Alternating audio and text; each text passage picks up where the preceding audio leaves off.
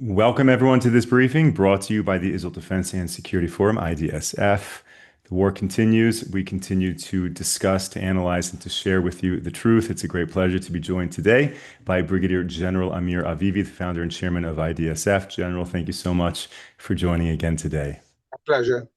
Let's just jump right in. There's always something happening in Gaza. What can you share with us right now? So at the moment, we are in a twilight zone. Things seem a bit stuck, not going anywhere. Hamas is still holding 13 of our hostages who are not alive and hasn't released any hostages in the last days, although they know exactly where they are, probably most of them, if not all of them, and they're not releasing hostages. Also, there was a whole train of people, coming from the States, the Vice President, Marco Rubio, and really trying to get a sense of what's going on here, understand what's going on with, moving this agreement forward. I think it was very important when they came that they also got briefings from the IDF, really going in depth into the intelligence and what really is going on in Gaza. And what is happening is that Hamas is breaching the agreement from day one. They were supposed to give us all the hostages in the first 72 hours. Didn't happen because those who are alive, but not those who are not alive. And Hamas at this stage is supposed to be disarming. They're not disarming. They are regrouping, they are recruiting, they are renewing capabilities. And Israel saying to the US, okay, you want to solve this diplomatically, you want to, push Qatar or Turkey to make sure that Hamas dismantles. We'll give it a short period of time to see that this happens. But realistically speaking, I don't see Hamas laying down their weapons without Israel enforcing this militarily. So Israel understands that at the moment we need to give a chance to this emerging coalition to deal with this, and also the chief of staff has requested for a very long time a short break, to really take care of the tanks and APCs. And I mean, we have been fighting for 2 years. And we need to work on the equipment and give the soldiers a bit of time to organize. But I think that in the coming weeks, we'll have to go back to eventually to fight and really finish the job in Gaza and dismantle Hamas. One thing I can say for sure, Israel is not going to agree to a reality where Hamas stays in Gaza, and they are not voluntarily willing to disarm and leave Gaza. And we'll have to enforce this one way or another. Question is when?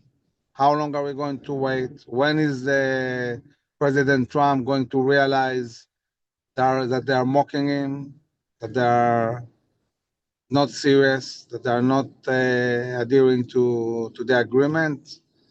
I mean, in the American mentality, you signed an agreement. That's it. We're going to execute the agreement. But this is a different culture of disease. They're deceiving the US and Israel, and we need to be alert and find ourselves at the right moment to really execute the plans and go in and finish the job and destroy Hamas. General, do you think there are any additional pressure points to compel Hamas to lay down their weapons outside of Gaza, outside of the IDF, just fully going in? Meaning, is there anything still to be done with Qatar or Turkey diplomatically that can bring about further pressure on Hamas? So this was the idea. The idea was that Turkey and Qatar will solve for Hamas the question of where do they go? And if they lay down the weapons that they get out of Gaza, where can they go? And the Turks and Qataris assure them, they'll take care of them. But I believe that what we're seeing now is a Turkish, Qatari, Hamas attempt to dissolve the agreement, to base, the reality where President Trump said, the war is over, try to create a reality where as the ceasefire continues, there will be no more motivation to go back to war. And every day that we're not operating, seems theoretically like it is going to be harder to go back and fight. And this is what they're counting on. Is it realistic what they're saying? I don't know. We'll see. I think that there is a resolution to destroy Hamas as a governmental and military entity. Israel is not going to have a reality where they stay. But as I said, we're in a very peculiar moment where things are not happening the way they're supposed to. And the question is, what's the time frame? How long are we going to wait until we change course and go back to dismantle Hamas militarily? I will be very happy and surprised to see diplomacy working here and Hamas dismantling without the IDF needing to go in. It will be a nice surprise, but I wouldn't count on it too much. I think we'll have to deal with this. And we have to remember that as Hamas is regrouping, they're also planning attacks on the IDF along the yellow line. We already foiled one attack, and we had another one that was executed with 2 soldiers killed. It's not a good situation. It's dangerous. So on one hand, yes, we're controlling half of Gaza, and we're inside, and our towns are, we can defend them. On the other hand, every day that we don't take care of that, Hamas is getting stronger. It's a problem. And this is the reality we're facing.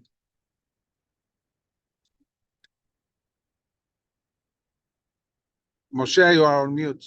Sorry, General, our viewers always share interesting questions. And some of them are asking whether Israel really fell into a trap of Hamas, that by engaging in this ceasefire, we've given Hamas exactly what they want, which is more time to regroup. Would you characterize it like that, that really we've been played into the Hamas plan with this entire ceasefire? Well, I think that the overall plan, is good for Israel because everybody agreed that Israel at this stage will control more than half of Gaza, will surround Hamas. Everybody agreed that Hamas needs to be dismantled. And when they are breaching the agreement, basically this gives Israel the legitimacy needed to enforce this, just as we are enforcing the agreement in Lebanon. But what makes this complicated, if it was just about Gaza, then long ago, President Trump would have said to Israel, listen, guys, it's your problem. Go in, do whatever you need to do. The reason why it's more complicated, it's because this deal is, when we talked about it a lot, it's not just about Gaza. This is about signing regional global peace agreements. And when we see President Trump landing in Malaysia and dancing with the Malaysians in the airport, the question is, of course, why would, President of the US spend time in Malaysia? And the answer is they are part of this peace agreement. So when the focus is on getting Indonesia, Malaysia, Pakistan, Oman, all these countries on board of a peace agreement, this is impacting also Gaza. And I think that the administration, from their point of view, they want more time of ceasefire to work on the peace agreements and push peace agreements. And they say, okay, we have time to deal with this. Hamas is surrounded, confined. There is no reconstruction in Gaza. They cannot smuggle too much. They do smuggle a bit with drones, but overall they're surrounded. And also the IDF is saying we need time to work on the equipment, to regroup, to organize. And so this is why things look like that. But I don't think, from my perspective and listening very carefully to the government, to the prime minister, and also to declarations of Marco Rubio, the president, I don't think that they would be willing to have a to dismantle Hamas. This is something that is not going to happen. It's a matter of time until we'll do it one way or another, and we'll see how it develops in the coming weeks. General, I want to ask a very basic question for my very simple mind. You know, Israel has been at war with its neighbors since the beginning of time. The Abraham Accords were established when we were at war, you know, and we had all of these internal issues. Gaza was certainly not pleasant, but yet the Abraham Accords came through. Why is it that the next round of these peace deals should be contingent on absolute end of war in Gaza? Meaning, in theory, you could argue that it's going to take months and months and years to completely, totally clean up Gaza. Why do the Saudis, why do these other countries, why do they care that we completely end the war in Gaza at this point in time? So it's not accurate to say that the Abraham Accords happened in the time of war. I think that at that time, things were pretty stable, and we're certainly not in a 2-year huge war, the level we're having, you know, now, and with tens of thousands of Gazans killed and the devastation and everything. It's not the same thing. It's a different period of time, and also the international sentiment is different. So this is why there is a connection.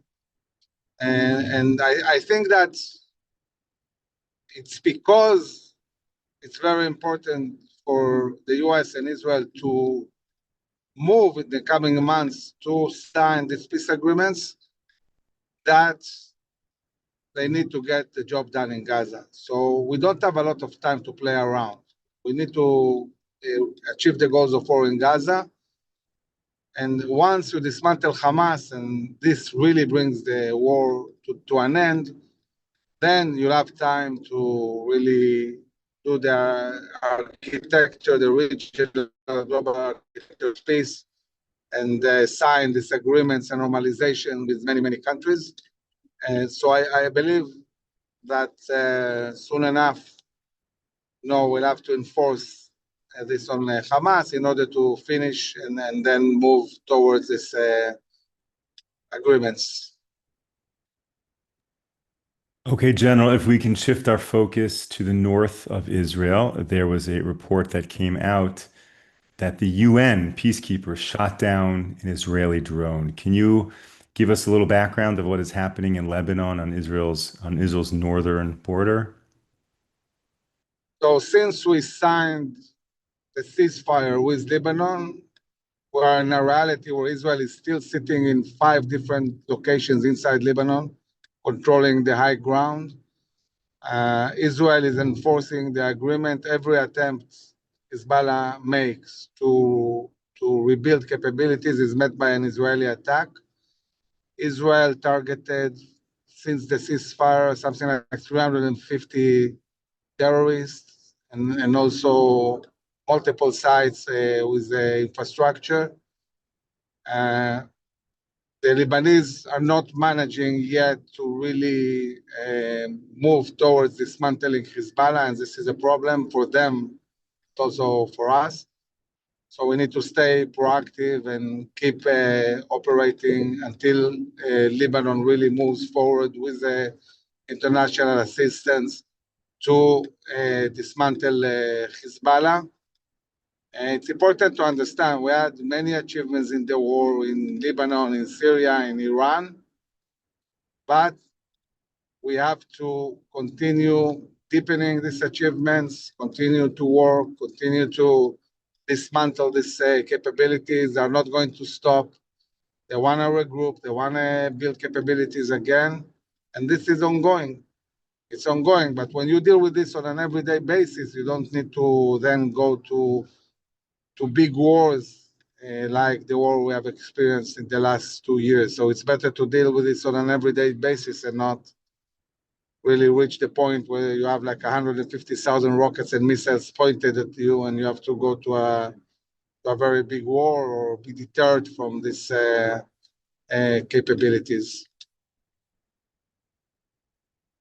And what is happening right now in terms of Iran supporting Hezbollah's effort? Is that still a significant problem that there are still smuggling in money coming into Hezbollah? I think Iran's capability to support Hezbollah has diminished dramatically. They are not in Syria. They cannot smuggle easily through Syria. There are also budget constraints because of the harsh sanctions that have been imposed on them after the snapback from the JCPOA. Iran is also dealing with very serious internal issues, especially the huge lack of water inside Iran and internal turmoil. So it's much harder for Iran to support Hezbollah, and also the Lebanese government is making life for Iran much harder to operate on Lebanese soil. Iranians, they talk a lot. They talk about, rebuilding what we destroyed, but they're not yet really seriously moving towards this buildup of capabilities because they're afraid from the U.S., who is amassing forces in the Persian Gulf and also from Israel. But Israel is really, really following very, very closely everything that's going on in Iran. And if we need to retaliate, if we need to attack again, in order to stop them from rebuilding capabilities, Israel is not going to hesitate. We're going to attack. And as we speak about Iran, we haven't heard from the Houthis a few days. So we didn't forget them. The IDF is taking very, very seriously the threat of the Houthis and working around the clock to really deepen the intelligence and the capabilities to deal with them. And I guess that when we'll see the IDF renewing its offensive in Gaza, we'll see also the Houthis shooting and Israel attacking, and we'll see by then what are the level of preparations and what we manage to learn about them. This is something that we'll have to see in the coming weeks also. So, General, what would you say right now is the big threat facing Israel? Is it still in Gaza, or is there something brewing out there that we should be aware of? Well, we're still facing multiple threats. I mean, yes, our situation has improved dramatically, but we have to continue and weaken all these proxies of Iran. At present, I think that the biggest issue that concerns us is really how to win the war. We haven't achieved yet in Gaza. None of the goals were fully achieved. We didn't bring back all the hostages yet, but we're not giving up. We want to bring all of them. We didn't dismantle Hamas, and we didn't demilitarize Gaza. So there is a lot to do. I mean, there is a lot to do yet in Gaza. And yes, when you do it with agreements that include so many countries, it's complicated. There was a lot of discussions about whether Israel will let Turkey go into Gaza. with a military force or Qatar? The answer is no, it's not going to happen. Israel has a veto on any country that we don't want to have in Gaza. Turkey is certainly one of these countries. But still, it's a very complicated agreement with a lot of advantages, but also with a lot of complexity. We're dealing with these complexities as we speak. And in terms of those day after plans for Gaza and the Board of Peace and the areas that are being controlled right now in Gaza by the IDF, is there any ability right now to start planning and zoning and rebuilding, or all of that, everything in Gaza has to be on hold until all of Hamas has been destroyed? Everything is on hold until Hamas lay down their weapons, get out of Gaza, and Gaza is demilitarized. There will be no rebuilding of Gaza, no investments, no money, no future without full demilitarization of the Gaza Strip and a change of government to a technocratic government managed by the US. And what Hamas is doing is simply prolonging the suffering of the society. And they are going to stay intense for a very long time. And I hope they realize it's soon enough and go back to fight Hamas until they get out. And what is the future of the Palestinian Authority in Gaza? Is that an option, or that's been completely ruled out? Israel completely ruled out any notion of the Palestinian Authority being involved in Gaza. What the US said to the Palestinian Authority, or what the agreement also says, it's something that President Trump already said in the first term when he talked about the deal of the century. He said to Israel, you know, you Israelis, you basically apply your sovereignty over all your towns in Judea and Samaria, over the Bible Belt and so on. When he addressed the Palestinians, he said, you have to completely change, the way we're managing things. You need to stop funding terror. You need to stop inciting. You need to recognize Israel as a Jewish state. They gave a whole list of what they need to do, what reforms they need to do in order to be relevant, to be a partner. And here in this agreement, again, the Palestinian Authority is requested to do very big reforms, and they're not going to do it. Nothing. Maybe are going to do what Hamas is doing, try to deceive, try to create a reality as if they are doing something. But they're not going to change the DNA. The terror organization, they want to annihilate us, they want to continue funding terror, they want to incite. And as long as they're doing that, they're not going to be relevant. General, I really appreciate you taking all of these questions, and a big thank you to all of our viewers who send in these questions so that we can really address what people want to know. Final question, General, and then we'll let you go for the day.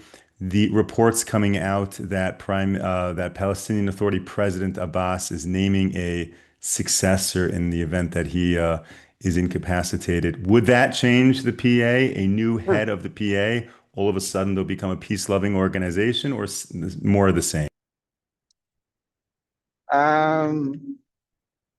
I don't see a realistic scenario where they really change. But I'm not sure there will be a clear successor and how it will happen. It's hard to predict what will happen the day after Abbas. And the day after Abbas is not long. The guy is more than 90. So it will be interesting to see. I think that Israel needs to steadily move towards a different solution. We talked about it many times. I think we need to get rid of the Palestinian Authority. If we say we don't need them in Gaza, why on earth we need them in Judea and Samaria? It doesn't make sense. If they are corrupt, if they are terrible, if they incite, and we say they are not relevant for managing half of the Palestinians, why would they be relevant for the other half? We need to really grow beyond, these conceptions and misconceptions and move towards a different reality.